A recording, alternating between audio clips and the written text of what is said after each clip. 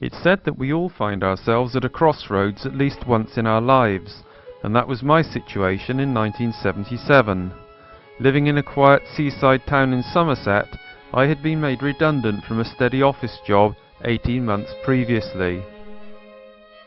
While waiting to set up a small local business, I took a job driving buses between London and Athens and got the travel bug, so I invested all my money in buying a coach with the intention of running my own bus tours to Athens, Istanbul and beyond, but the venture failed and I was left heavily in debt. If I was to travel, I would have to find work, pay off my debts and save money to travel with, so I took a job as a lifeguard at the local swimming pool to earn some money while I planned what I was actually going to do.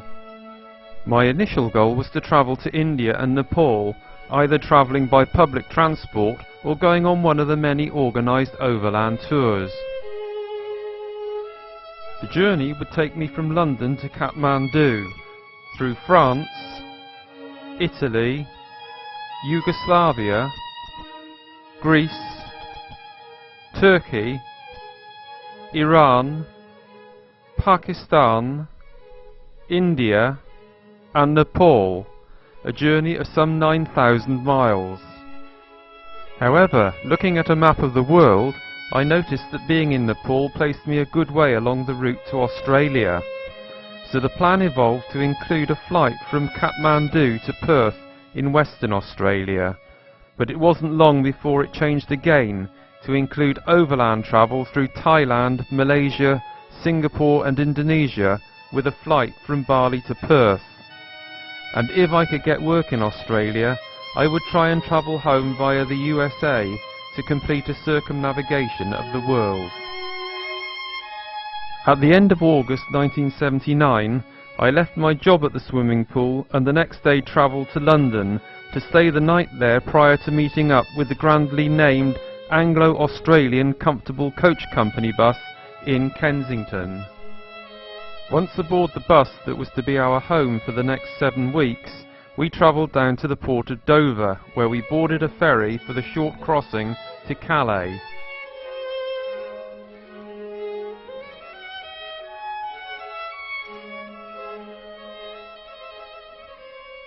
From Calais we drove south to Paris, where we were to set up the first camp of the journey in the Bois de Boulogne campsite on the outskirts of the French capital.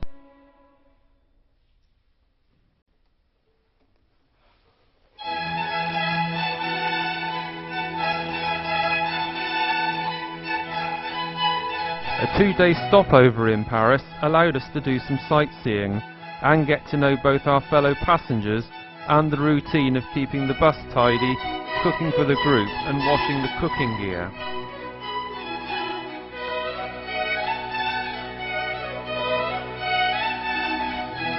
From Paris we continued south, passing Lyon before we turned eastwards and made our way into the foothills of the Alps, where we stopped for the night at a farm campsite at Saint-Jean-de-la-Porte.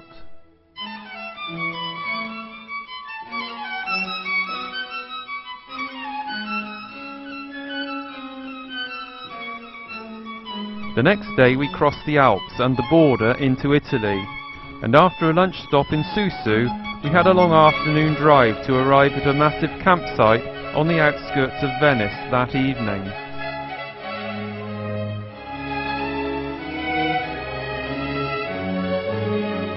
The next morning we crossed the Yugoslav border and then drove eastwards past Zagreb and along the main highway. After a night at Novembara Pradesar, we continued on to Belgrade, where we stopped for lunch. It was at these lunch stops that the cooks for that day went shopping for fresh local produce to supplement the catering pack meals that we carried on the bus. From Belgrade we turned south to end the day at a pleasant campsite at a place called Prediana.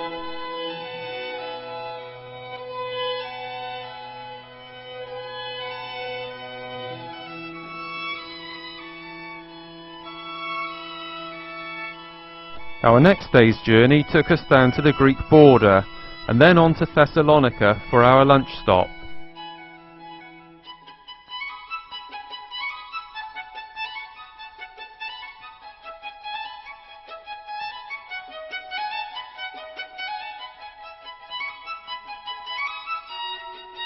By the evening we had arrived at the seaside resort of Keramoti, where we set up a free camp on the beach next to the taverna.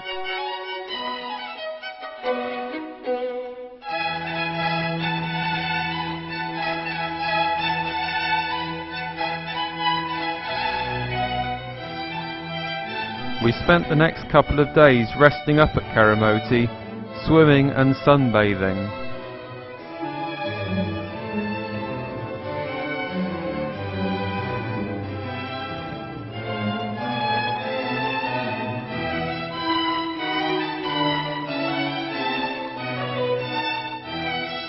On leaving Keramoti, we continued east to the town of Alexandroupolis.